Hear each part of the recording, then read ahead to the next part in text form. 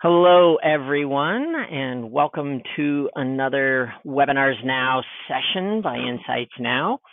Excited to be here today talking about clean living resolutions. This is the third year we've done this research. We go out to clean label enthusiasts and talk to them about their resolutions. And so we're excited about the continued change we're seeing in the industry, especially around clean label and clean label behaviors. So let's get right on into it.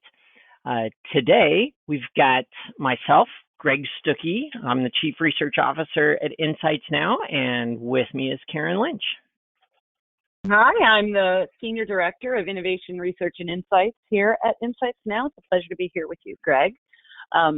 We're excited to share with you some of this information, and I like to, or I'm inviting you all to look at it through our lens, which is when we change the way we look at humans, we uncover new insights into product success.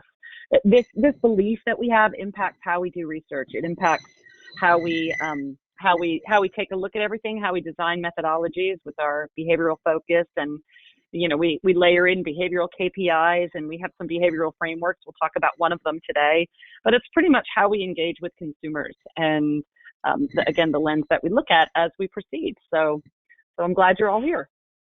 We also want this to be engaging, so there's a question sort of chat box in the functionality of Webinars Now. So please type in a question that you can ask. If it's relevant and in the moment, we can answer it live. But if not, we have a Q&A page at the very end. Kind of our second to last slide is always Q&A. So also let me know if there's any technical difficulties. But hopefully you guys can hear us and we're ready to go, Greg. All right, fantastic. All right, so we're going to jump right into the really big things here. Number one is big changes in 2020. And Karen, I'm getting a little echo from your screen, so maybe we'll have to cross mute here a little bit.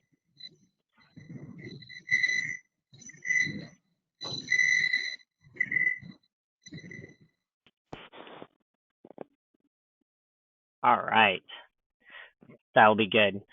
All right, so the big changes we've got coming. One big change that should be obvious to a lot of people out there right now is our focus on reduced sugar. So what we've got in terms of consumers is a large number of people looking at their particular diets and looking at continuing to reduce the amount of sugar that they've got within their diets. And that comes from all sorts of areas, but specifically, you're going to see this is coming from a reduction of sweets. The second big change is really pressuring fruits and vegetables. And this is not just fresh fruits and vegetables, but it's fruits and vegetables of all types and all designs and all styles back into the diet. And we're seeing this becoming more and more and more important this year. And the third area is juice versus water. And the last few years, water has been the number one resolution being made, water-related resolutions. That's not the case this year. This year, we're seeing water is still important, but we're seeing juice taking over a lot more resolution space and anticipation space in terms of people's behaviors. There's a few more areas, a few more patterns that we found this year that are really going to be important to watch. The first is alternative snacks. So people are going to be continuing to look for alternative snacks. Snacking kind of went down last year, and it's now back on the upswing, part in due to sugar reduction strategies. Managing carbs, again, been there for a while, but we're starting to see a little bit of an uptick, so it's something to watch as something moving along in the future. Eating less meat, and this is a pattern that we haven't really had in the past, especially from the clean label enthusiast space. And so now we're starting to see this reduced meat consumption starting to capture attention, and trying more plant-based. And that's not just like plant-based meats, but this is plant-based across the board. And it's different from reducing meat. Those two things don't necessarily go hand in glove. All right, some non-food patterns that we're seeing as well. an emphasis on oral and skincare. This is even more important than last year. Last year it was important, but this year we're starting to see oral and skincare again just continuing to grow in importance for those people making non-food related resolutions. Also safety, especially safety around home care products. Definitely a strong change in behavior here that is indicating more change to come in this terms of home safety. And an elevation of pets. So safer pet care, both in terms of the food as well as the care products that we have for them. So certainly 3 areas that are important non-food patterns that we'll be talking about today. All right, this information, where does it all come from? How do we get it? Clean Label enthusiasts are our community, and we have a group of people who are passionate about having clean diets, clean living, and we simply went out and asked them, did you make any New Year's resolutions, and what were they? And we got 217 Clean Label enthusiasts who wrote out that we talked to about their resolutions this year. And basically it went like this. Hey, what's your New Year's resolution? And then once you've told us what that resolution is, open comments, select food, beverage category or non-food category related, and then how does that food or beverage category relate? So deep dive into the specificity of what really matters. And then again, a third piece, what now products are important. So we've took the resolution and then we deep dove that resolution. And then we finally took a subset of the people who had resolutions the last couple of years and looked at what's making you successful in keeping resolutions or not keeping resolutions. So looking at that pattern as well. So looking a little bit more behavioral in the end. So what we found overall, big picture, making resolutions as a behavior appears to have a downward trend the last 3 years. So we had 2/3 of people making resolutions in 2018. We're down to 44% this year who made resolutions in the food area. Non-food, flat or slightly down. Okay. So that made us say, well, resolution behavior is changing, right? So 53% of Clean Label enthusiasts made some type of a resolution in 2020, all right? Some of them in food, some of them non-food, some in other specific areas, but 53% were making resolutions in 2020. Half of those people also had made a resolution in 2019. So that means half the people are dropping away, half people are newcomers in terms of making resolutions. And then of the people who did make consecutive resolutions, half of those say their resolution is different. So the vast majority, 75% of the information or so, is unique and different year to year in terms of people making resolutions and their behaviors.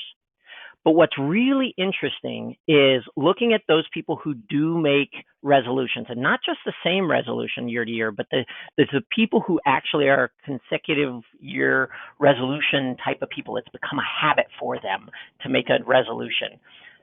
3 and 4 of those people said that those food and beverage resolutions that they're making each year are having a significant positive impact on their life in some way, shape, or form. So when people have a healthy resolution behavior or habit, we're seeing positive impact. Okay, and now Greg, what this tells us, yeah, go for it. No, I was going to say, I think it's just worth pointing out a little bit that CLEs are kind of seekers, and in general, we've learned in some other work we've done, they have these positive mindsets. They often kind of focus on dreams and goals and aspirations and accomplishments. So it makes perfect sense that such a large kind of percentage of the resolution, the resolution makers are having that success because they have a different mindset. That's very true about them. And it does go back to what we know about habits and how healthy habits are built, right? So in order for really healthy habits to be built, you've got to have a routine that you follow. You have to have products that fit into that routine. And you've got to, most importantly, have a reward that's specifically associated back to the cue that started that routine. And one of the things that really helps those habits go is that full cycle, and understanding all the contexts is where that's important. So we know that building healthy habits should be a core tenet of every Clean Label innovation, because we're seeing when that happens well, you get success. And we're going to talk a little bit more about how that works. How can you apply some of these learnings in order to get there? Yeah, and I think, it's worth pointing out that at the sort of center of this habit flywheel, if you will, is the moment and what's happening in the moment, and motive is a part of that, right? Someone's motivation to start to, fly around this wheel, if you will, is a big part of it, and it's a big part of what makes people successful and what makes people unsuccessful. So that was sort of at the heart of one of the activities that we did with people in the Qual Deep Dive, where we talked to people and said, write a letter to your past self. Write a letter to you from, January of 2019, and give yourself a little bit of a talking to, one way or another, about how those resolutions could go for you. And what we have is a striking contrast between somebody who was successful and somebody who was unsuccessful. So this first one, for instance, let's just take a look at this. This is somebody who was successful. So this was their letter to their past self. They focused on taking small steps, getting that mindset, thinking about how great you're going to look and feel when you get up off that couch and get moving. They had a reward for themselves. You can buy some new clothes. They had a cue. You can use your Fitbit and your treadmill. But they were right in the middle of this quote. Remember, there's so many places you can look for motivation and inspiration, like YouTube and Mind Body Green. They know they need to create a routine. They want all of these habits to become routine for them. There's also a little bit of let's supplement what we're doing with a smoothie. Take care of yourself. Don't get discouraged. You've got this. So they have these kind of affirmations built in when they're successful. So again, it's mindset. It's a realization that they have a routine to change and habits they want to create, and they've built in some rewards and some cues in the form of affirmations. Now we contrast this for you with somebody who was not so successful. So this is somebody who has obstacles in the way for them achieving their goals. So, they're saying goodbye, December 2019 self. So it wasn't a great year in terms of their resolutions. Too many obstacles got in the way. They struggled with having the money they felt they needed to accomplish their goals, struggled with support, strong willpower, things that they really need to be successful. We can talk about support in just a moment, but they weren't productive as much. Again, here's that. I wish I had more support.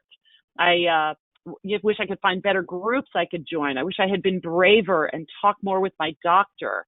I wish I could have used more apps or had more information from sites. This is the year they'll do this. No more excuses. But these excuses are really just some of the obstacles because they don't have a system in place. And the way that translates to people who are listening into this webinar is, what can you do? How can you offer support? Maybe it's options, food, beverage choices. Maybe it's information you can provide via the website or even on Pack. Maybe there's apps that are linked to your product, or maybe your product is an app.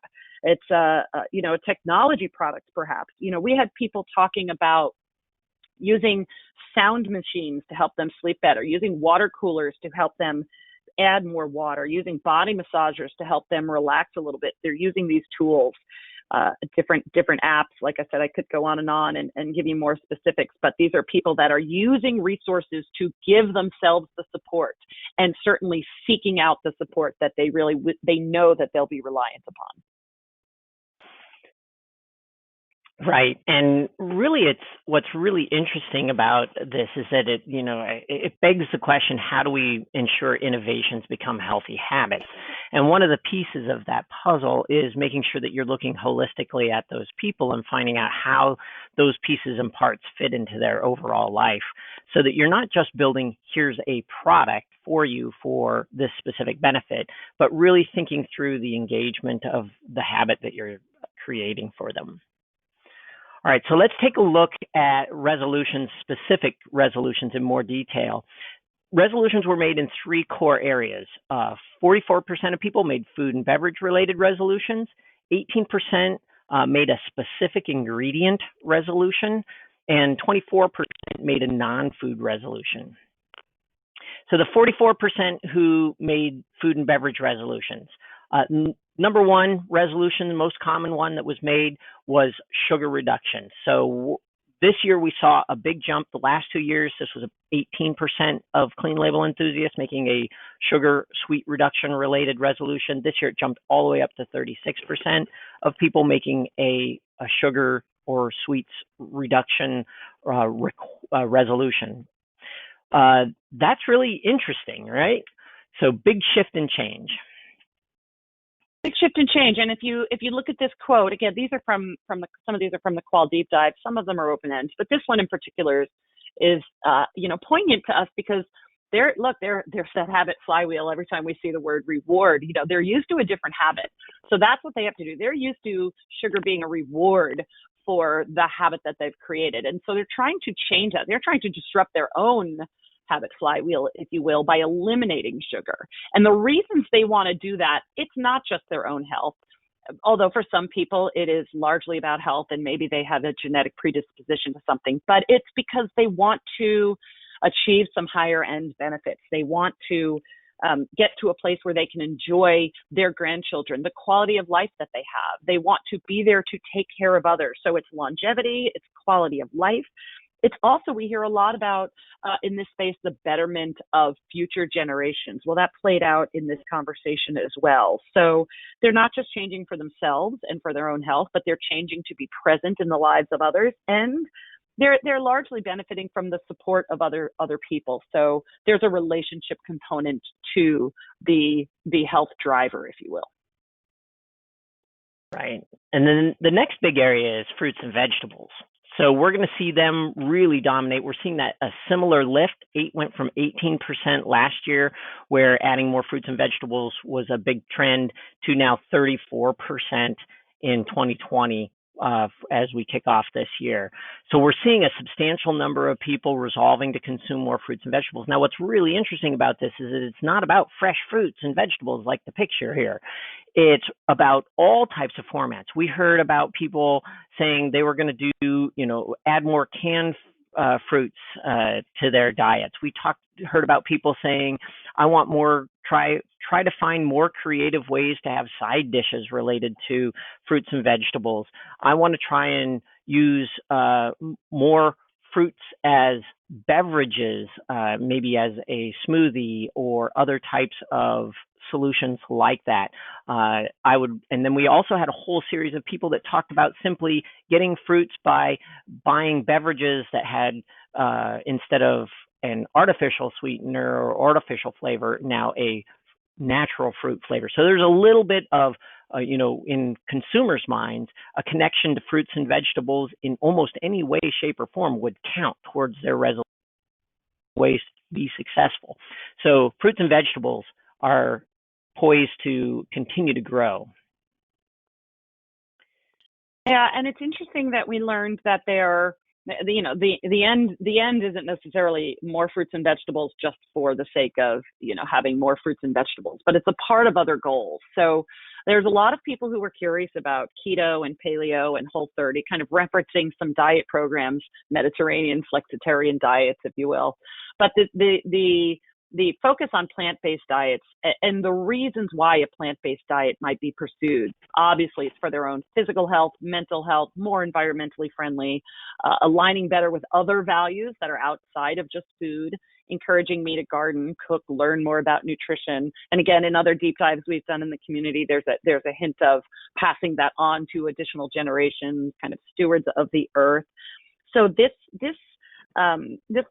desire for more fruits and vegetables taps into something, again, much bigger than just the more fruits and vegetables, right? It's on trend to tapping into their values. Right. And then it relates quite a bit to the entire plant-based area, which we had mentioned is an area to watch, because, we certainly within this, if you're having plant-based dairy products as an example, again, still counts towards my goal of being more fruits and vegetable forward. A lot of ways into this particular overall trend. Yeah. Now, This next area is one that was actually probably the most surprising to me because, water sales still going up and up year over year, and that movement is going. But look at the shift here. I mean, we went from 23% of people in 18 and 19 having drinking more water as a core part of their resolutions now, down to 12% this year, and that 12% splits in 5% adding more water, 7% replacing other drinks I already have with water. So an interesting shift is happening with water, and I think that to me is fascinating. Now, that being said, when we asked people to tell us how important water was, nobody said it was unimportant, right? So everybody still believes water is very important. It just didn't make the resolution list for as many people this year, which is an early indicator that we're going to start to see some shifts. Yeah, and I think a lot of these people, water might have been the focus, but they've incorporated a healthy habit, right? So some people might be like, oh, now, I want to consume more water and less of other drinks, but I'm trying to exercise more this year, and then I'll drink more water because I'm going to be exercising. There's another quote that I pulled that, listen to this one. I found a great way to drink more water. Every time you drink a cup of juice or coffee or whatever, make sure you don't have another cup of something without drinking a bottle of water first. A bottle, not just a cup. So their habit is already to increase their water. Now they're just focused on other areas and kind of taking their level of consumption perhaps to the next level, which doesn't really need much of a resolution at all. Right. And I love that quote because it points again to one of those key elements of habit building, which is you can't just go out and sell water. You need to be able to put it into a context, into a cue, right? So that person is creating success by self-associating their coffee consumption, which is a strong habit, with water consumption. Right. So good opportunity to increase, which actually leads us to the next area, which is juice and tea consumption. So this year, we see a continued trend of people wanting to add healthier beverage alternatives to their diets. And we see that we're seeing a replacement of other beverages with a juice or a tea as being a bigger area this year than we have in the past. And that 13% is on par with the water resolutions. So now you're starting to see juice jump up to the same level as water, and juices and teas. And almost all the mentions of teas in here, by the way, are all iced tea. So it's all within that realm, a few hot teas and a few derivatives there, but it's all in that mix because a lot of times people are putting those teas and those tea bases into their smoothies as well. And so there's a little bit of agglomeration across this area, but it all does point to the fact that juices and teas, especially if you think about the trend of add more fruits and vegetables, this hits alongside that. Now, for everybody who's food scientists in the audience, you're going to go, well, wait, juice has a lot of sugar in it. Very true, and consumers told us about that as well. Yeah, for sure. So it's an interesting paradox that they find themselves in because they want to replace, perhaps carbonated beverages that are, either artificially sweetened soft drinks, if you will. They want to kind of eliminate beverages and go for these whole fruit-based beverages, vegetable-based beverages, or coffee or tea, which are naturally occurring. But they need to avoid sugar as well as the artificial sweeteners in some cases. They right in the middle of this large quote, for instance, my body is what I make it, and it's up to me to feed it what it actually needs to be healthy and whole. So they don't want to skip the juice because they know there is nutritional value in drinking fruit and vegetable juice.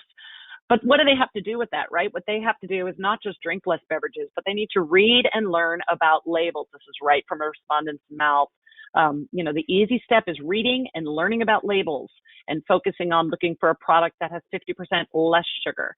They're again, the bottom quote on this page, drinking less beverages, replacing beverages with something else that, would be a healthier option for them.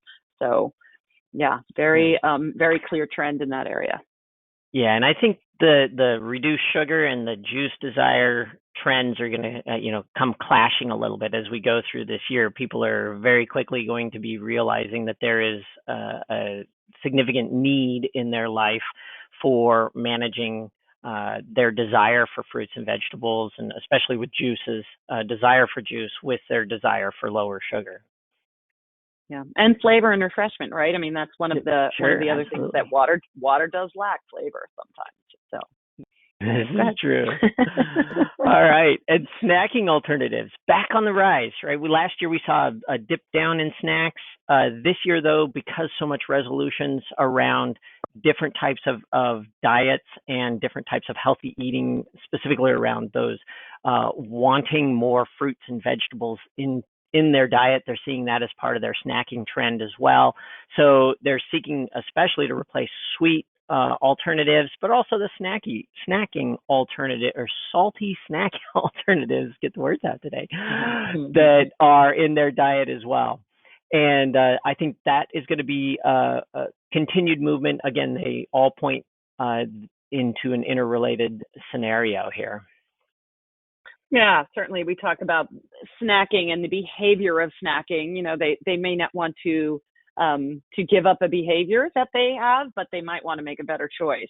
So there are people that know they need to kind of reduce or avoid, options that are high in calorie or negative ingredients.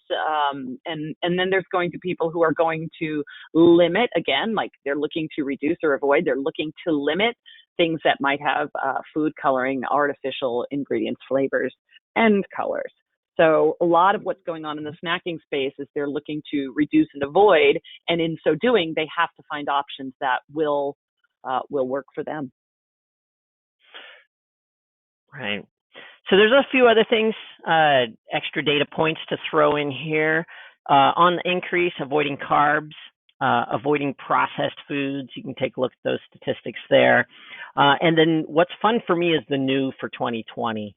We've got 5% saying they want to avoid meat, 4% keto diet, hand in glove there a little bit, more plant-based products, yogurts, probiotics for digestion, gut health. All of those were comments or resolutions that were being made this year by people that weren't being made in prior years through this clean label community. Not everything is changing, though. Salt started becoming a little more important last year at that same level this year. Artificial ingredients, pretty much just a constant. And you've also got to remember with this particular community that they are a clean label enthusiast community, so they don't necessarily need to resolve to get rid of artificial ingredients. They already are getting rid of artificial ingredients, so it doesn't have to be part of their resolutions. Gluten, still not that big a deal, if you will. Again, you're kicking out people who can't have gluten, aren't going to put it in their resolutions, right? So is it whether I'm going to add it or get rid of it? So not as many people trying to really fall into that space. So we get asked about that particular one all the time. So I always throw it in there, even though the number is super low. Alcohol, we're seeing that consistent trend of like the January dry month and other types of resolutions like that are very similar with a few people out there. And then, again, adding or replacing foods with organic foods. And it's interesting here is organic keeps popping a little bit here and there. It's not huge like it was several years back. 10% was in 2018, and it's dropping down 5 and 3. A lot of that has to do with the perception that organic isn't actually that healthy. And a lot of what these people that are clean label enthusiasts want is health. And they see some value in organic, certainly, but not necessarily, it's not the end all be all. Yeah, and I think, one of my, I'm sorry, you can go ahead. Every time I look at that salt statistic up there, you know how I feel about salt. We've done some work where we study ingredients quite a bit in our clean label community and reactions to certain ingredients. And Anyway, if anybody's fascinated by salt as I am, there's some key differences for people who avoid salt, but boy, they really want to include Himalayan sea salt in their diets, or That's maybe true. they want some, they want pink salt. That's okay, but don't show them any sodium chloride. So if anybody's super interested in some of the research that we've done around salt specifically, please reach out to us, because to me, that's one of my favorite things that we've done in this community is just talk about salt. Very good. Which actually brings us to ingredient specific resolutions. So one of the things that we saw was over half the people, so it was 18%, not a lot of people making ingredient specific resolutions, but over half the people said vitamins or said minerals, or had a specific vitamin or mineral that they were specifically looking to increase consumption of. And a lot of that is vitamins and minerals in general have a health halo, but also the fact that there was a lot of starting the conversation we're seeing of having ingredients be functionally relevant, which really leads us to all the other types of ingredients that were getting mentioned here. And you can see things like turmeric, garlic, and probiotics, things like that are on this list, which were specifically called out as ingredients that they wanted to look for specific types of functional benefits. We also see CBD and hemp hitting our list this year. And that one's really interesting because CBD and hemp, there's not a lot of people making resolutions around CBD and hemp, but it is a lot of people wanting to try it, right? Yeah, so, and I was just going to say, I'm really excited because I get really excited about our research. We're digging into functional ingredients next week in our community as well. So we'll be unpacking some of these, but I'm pretty sure we're going to be talking about CBD and hemp specifically with our clean label enthusiasts. So anyway, I'm excited about that research that's coming up. Yeah. And what's really fascinating to me about CBD oil, especially, and I think and you see a lot of the commentary around it for people who talked about it, was that it spans both personal care and food and beverage. So looking at CBD oil as an alternative oil in foods, as well as CBD oil as a way to get moisture and improve skin care. Those two things are interesting. You don't see that same kind of conversation happening with sunflower oil or vegetable oil, but you do see that happening with CBD oil, which I think is quite fascinating. And it goes to that health halo that's being wrapped around, right? We saw a very, very similar trend with olive oil, right? All of a sudden, a really big pickup in terms of olive oil personal care products and olive oil in foods. I would not be surprised to see CBD oil follow that similar pattern. Okay, which brings us to non-food resolutions. 24% of the people made non-food resolutions, the biggest being oral and skin care. So of those people making non-food resolutions, oral care and skin care by far had the most comments here. And specifically improving their oral care, they're specifically talking about products that would improve their oral care. They're not talking about, hey, I need to brush my teeth more often. No, they're saying, I want products that are better for my teeth, that contain less chemicals, that are for my hair more natural. So it's not about the behaviors of brushing the teeth or washing your hair or taking care of your hair. It's about the products they're using to do that work. We didn't necessarily see a whole lot of people calling out chemical-free hair care this year. Was a little bit of a interesting blip last year. Might still come, but low numbers. Safety, though, is the area that really took us to a new place this year. Last year we had 10% of people saying safer home care products. This year it jumped to 39% of the people that had a non-food resolution called out safer home care products. And safety being, they're not calling out, hey, I want natural home care products. They're saying I want safer home care products. which is a start, I think, of a bigger overall trend towards being environmentally and socially conscious. So they're moving away from what the product is to the value that the product provides. Same thing with pet care. This year, we didn't see any commentary, no resolutions last year about pets at all. This year, 29% of those who made a non-resolution called out pet care products, safer pet care, either food or care products for their pets. Okay. So it's what I love interesting. about Go this, ahead. yeah, well, what I love about this is when, you know, I think it's now going back a year ago, we did some qualitative deep dives in these areas, in home care, in pet care, in oral care, and hair care. We did these deep dives into these areas because we wanted to explore them topically with CLEs. So what's super interesting to me is that they're now showing up in resolutions. So I find that fascinating because they are a community that is now shifting their resolutions to spaces that we have some insight into the importance of it already. So I'm psyched about that too. That's true. And if you're interested, if you want some of those one-pagers that we built, just reach out to us at the end. We can get you those and have a wonderful, fascinating conversation around it, because there is a lot of really good stuff in those on those one-pagers. Yeah, and I think the other thing about these non-food products, I think this really captures it. What is that all about? And Greg talked about it. It is, of course, about using more natural products. But again, here's that I want to learn more about healthy, unhealthy ingredients. Our clean label enthusiasts are really seekers of information, but they want to simplify and clean up their lifestyle choices. This is becoming a part of their identity. They want to be somebody who makes good lifestyle choices, and that trickles down to the products that they buy and the labels on those products.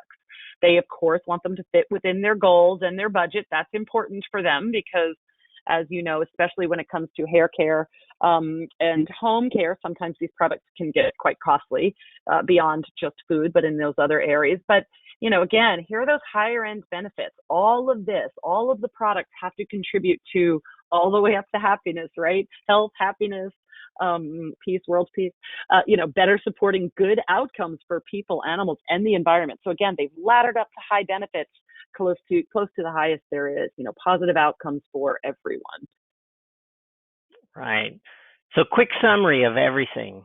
We've got the three big trends: reducing sugar, more fruits and vegetable, juice just being as important as water coming up this year. Finding snack alternatives, managing carbs. We didn't talk a lot about that today, but managing carbs, it's a small group of people who are focused on it, but it's just enough to say, this might be a key component that's going to start coming back as we see sugar has usually if you will go to years past, we typically see a sugar to carb conversation happen with people, and I think we're just at the tip of that happening right now. Eating less meat and trying plant-based products. And then oral and skin care becoming more important, safety becoming a big deal in home care and pet care as well. So what do all these learnings really, what do we do with all this information, right? So first and foremost, seek to understand the human behind your behavior, right? Connect your innovations to higher end benefits and motivations. You really want to connect your product innovation work to behaviors that people have. You want to be able to look not just at, hey, am I delivering a great benefit for this product, but how can I get that product to fit into the daily lifestyle of the consumer, which brings in the next one, which is be really mindful of building good habits with those products. People are seeking to change for the better. That's why they make resolutions. They're hoping for change, right? Even though some of them will have a hard time managing that, they're hopeful that they are going to make positive changes in their life. So if we're doing a good job of building great innovations and we're tying them to how they can live a healthier, more meaningful life, then we're going to be able to create better, healthier routines for them.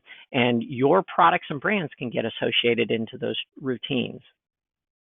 So for food and beverage, Investing in low sugar beverages, healthy snack alternatives, those are really good continued focuses. I know a lot of you probably are already doing that, but continue that focus. It definitely is can continue on as we go through this year.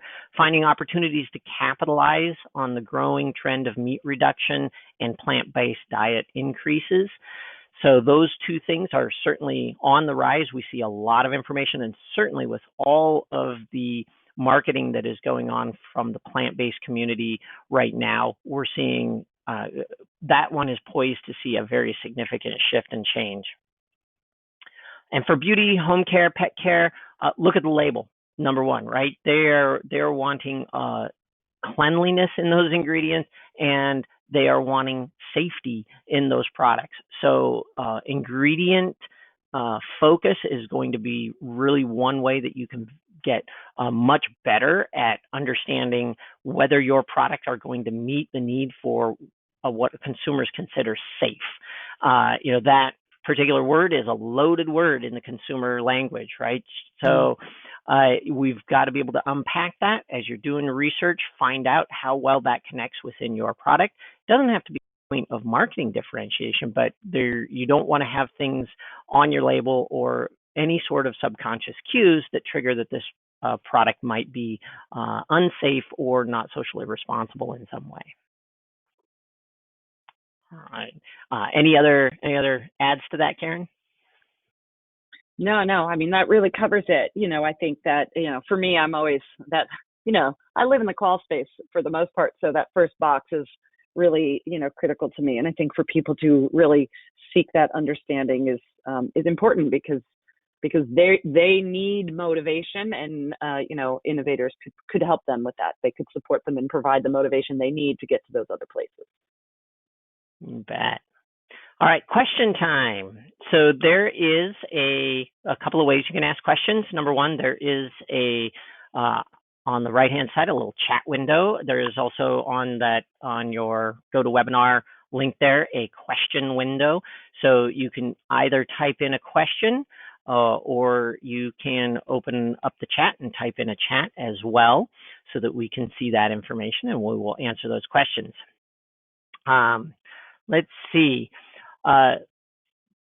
First question is, do we have any insights on the trending big bad ingredients, i.e. cleansers, that would be considered unclean? Anything that we saw that would be considered bad ingredients, if you will? Anything new? Certainly, you wanna answer that one? Well, I was just going to say I'd love to send the one-pagers that we have and the case study that we did in home care, and somebody else. Same question for pet. We have that. We have case studies in both of those areas where we talked about that. But also, I think we might even have a small presentation deck where we looked at the kind of ingredients to avoid in both of those categories. So I don't have them at the top of my head, but we do have them in these one-pagers where we could talk about those. We asked and we have some answers. I just don't have them at the ready, the specific ingredients. Right. I think I was going to say in the resolutions, one of the things that was interesting in the resolutions is people tended only to call out negative things in a generic way. So, artificial ingredients, chemicals, big words like that. They tended in their resolutions not to call out things that were a specific ingredient that they were avoiding, other than salt. Salt comes up. Maybe it's not super specific, but that came up as a negative. For just a few people, but the vast majority of people, when they got specific to ingredients, were all positive things that they were looking to add for their functional benefits in most cases. However, you're right. We do have a really good piece of research that has all that. And because it has so many especially in the non-food space, has so many specific ingredients that I don't have top of mind, we'll get together with you and talk about that or be able to send that. And so if anybody else has a similar question and wants to see that, either throw a chat up here or shoot an email to us. You can see our links, emails on that page there. All right. Yeah. Okay. I don't see any other questions coming in at the moment. So if there are no other questions, really appreciate everybody's time today. Thank you very much. And as always, you are welcome to give us a call. We've got our phone number there. You're welcome to shoot us an email. We're open to answering any questions you might have or trying to help you apply any of these learnings to your specific situations, brands, products, and ingredient challenges that you may have. All right. Have a wonderful afternoon. All right. Thanks, Greg. It's a pleasure doing this with you. Thank you.